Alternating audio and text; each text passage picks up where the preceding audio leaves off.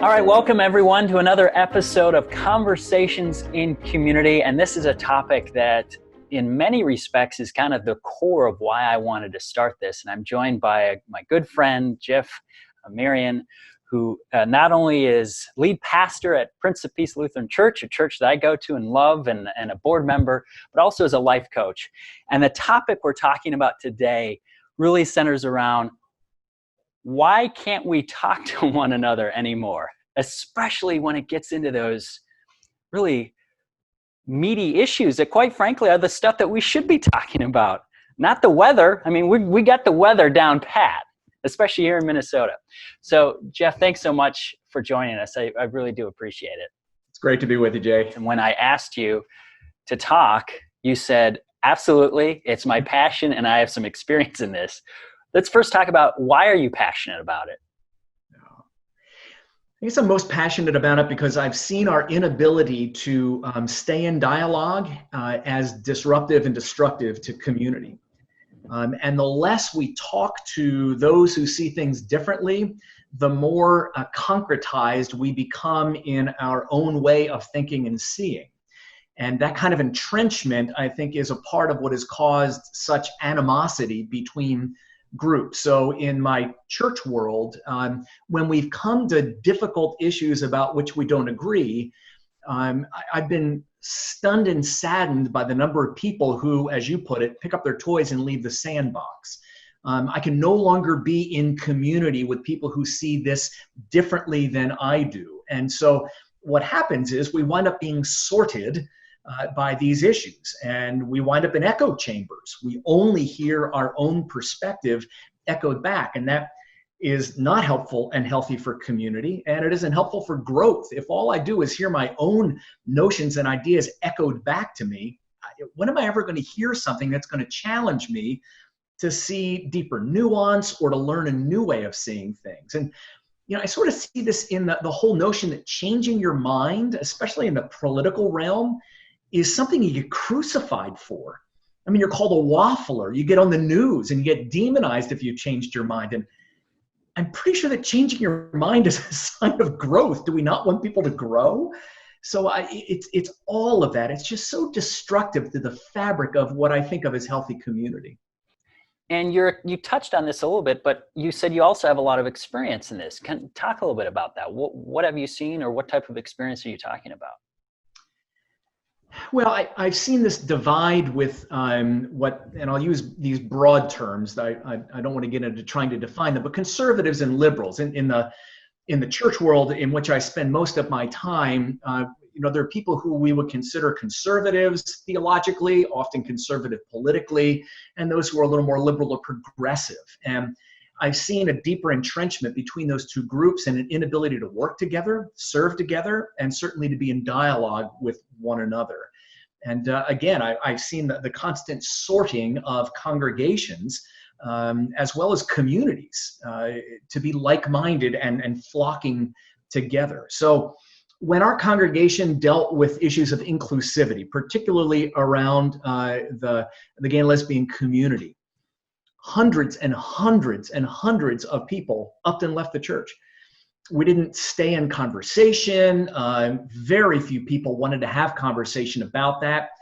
They simply took off. They went elsewhere to a congregation that didn't see things that way. And we lost a lot in that. And I'm not talking about membership in dollars. That's less important to me than we lost the ability to have a different viewpoint to keep us in balance. And I think it's really important for communities to be in balance. I mean, we often use the metaphor of the body. And if we're all hand, well, then we're not going to see very well. If we're all ear, we're not going to feel very well. So that balance is lost. And I just don't think that's helpful and healthy in community. How did we get here? That's a great question. I also think that question can have a dark side in the sense that it can give people the impression that there was a time when we weren't here, that there was a time when we didn't have any problem talking about difficult issues. And I don't think that's true. I mean, as far back as a publication in 1879 about etiquette in business and life, it was recommended that you don't talk about politics and religion in general company. So obviously, even that far back, that was a taboo topic because it was divisive. And so I think we've always had that struggle. I mean, we're no more divided now than we certainly were in the Civil War era. We're no more broken politically than we probably were in the 1960s. And so this has always been an issue. But studies do show that there is a deepening polarization, particularly in the political arena. And I've seen this, as I've said, in other arenas as well. And while I suspect that there are a lot of reasons that this is so, there is a theory out there that I've read about that resonates with me that I think is a change that's happened in society that may have widened the divide, but I think has definitely impacted the amount of animosity we have toward people who don't think like that. And what's interesting about this theory is that it says that the root cause is loneliness. Loneliness is epidemic in American culture. Epidemic. I first got a handle on this in a book by Robert Putnam, who's a professor at Harvard, called Bowling Alone. And in nearly 500,000 conversations over a quarter century, he saw a pattern of fewer people belonging to organizations that met regularly, people not knowing their neighbors as much as they used to, people having less friends that they meet with frequently, less socializing even with our own families over the course of time. And the book title, Bowling Alone, comes from the notion that bowling is on the rise, bowling leagues are on the decline. More and more people are bowling alone. So Duke University did a study that reported between 1985 and 2004, the number of people who said that they have no one to talk to about important issues tripled to 25%. And so there is this epidemic of loneliness in society, and we as human beings are wired for community and relationship. Sociologically, psychologically, physiologically, we are wired for relationship. And so when the fabric of relationship begins to pull apart, we begin to grasp at straws. And I think this theory says that what we do then is we begin to look to align with like-minded people in clusters or organizations.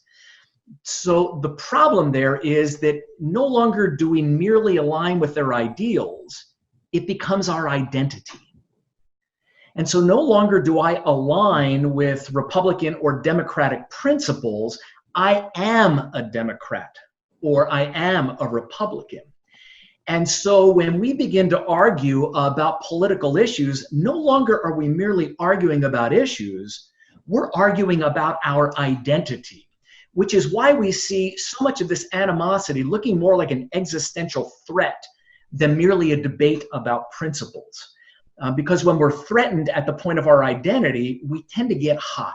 We don't do well in community. And that theory makes a lot of sense to me because I've seen this broadening of loneliness across culture and this notion of aligning in a way that doesn't leave us open to hearing anything outside of the narrow band of what we say we believe, because to hear something else feels like it threatens our identity. What if I'm talking about it and fundamentally what they're saying goes against everything I believe? How can I stay in community with this person when I believe that what they're saying means something completely against my heart?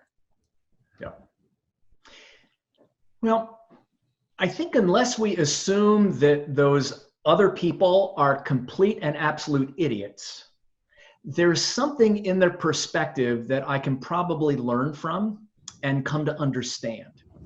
And I think we've lost any sense of nuance. You know, we've painted things in just black or white and in just stark contrast. And I just don't think that's the reality of humanity. And so that it's a part of why we see so much demonizing of the other side. Mm-hmm. Everybody on that side thinks this way. And of course, that's not true. So when I hear somebody say something that fundamentally disagrees with something that I hold near and dear, instead of demonizing them, I want to be curious about that. And I want to dig into it and ask questions about it, because My guess is they're not as extreme as I hear them being extreme, if that makes sense. Mm-hmm. And so it's when I feel threatened that then I react negatively, which I think is something that we need to tend to if we're going to heal this divide. That doesn't mean we need to agree with other people.